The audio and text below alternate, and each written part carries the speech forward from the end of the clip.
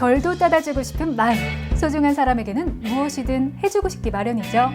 한글 창제라는 위대한 업적을 남긴 세종대왕도 그랬습니다.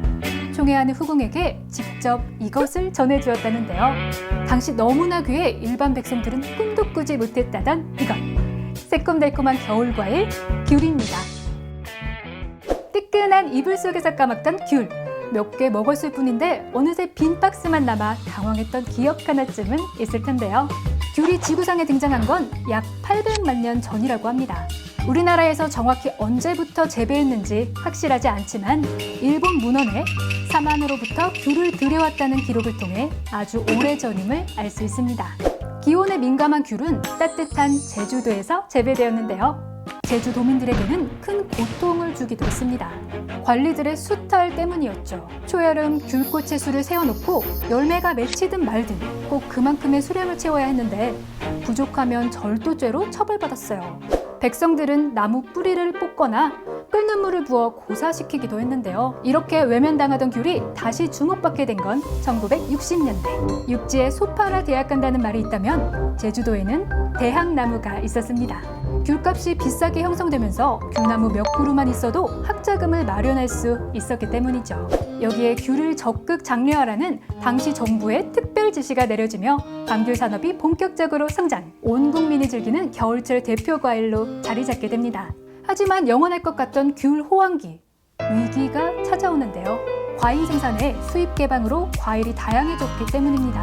특히 1999년부터 이어진 연이은 가격 폭락은 지금까지도 최악의 감귤 파동으로 꼽히고 있는데요. 정부에서 군인들에게 어마어마한 양의 귤을 공급하기도 했습니다.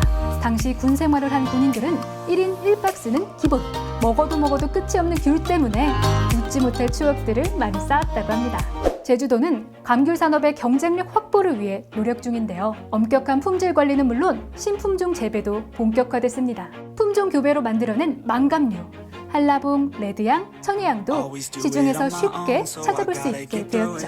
귤을 살 때 붙어있던 명칭의 차이가 궁금하셨다면 집중해주세요. 먼저 가장 일반적인 노지 감귤입니다. 밭에서 비바람을 맞고 자라 조금 안 예쁘긴 해도 새콤달콤한 맛이 일품이죠.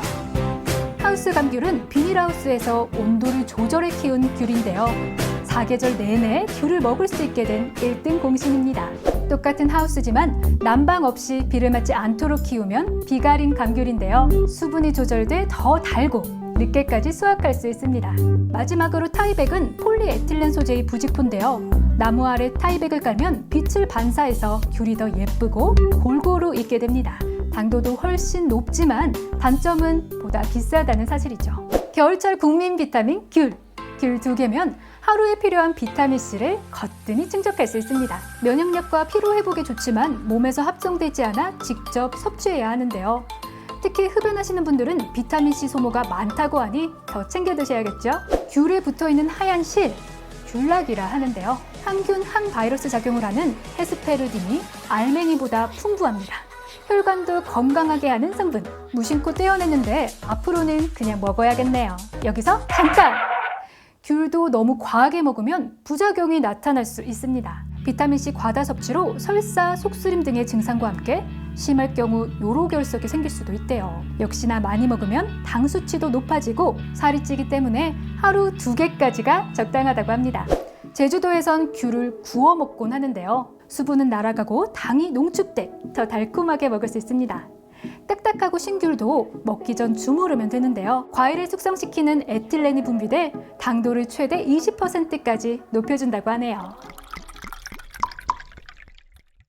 귤을 먹고 나면 듬뿍 쌓여있는 것, 귤 껍질인데요. 주로 약재나 입욕제, 차로 활용되지만 천연 세제로도 효과가 좋다고 합니다. 하지만 농약 성분이 남아있을 수 있으니 꼭 세척 후 사용하시길 바랄게요. H2O, 오늘 여기서 인사드릴게요.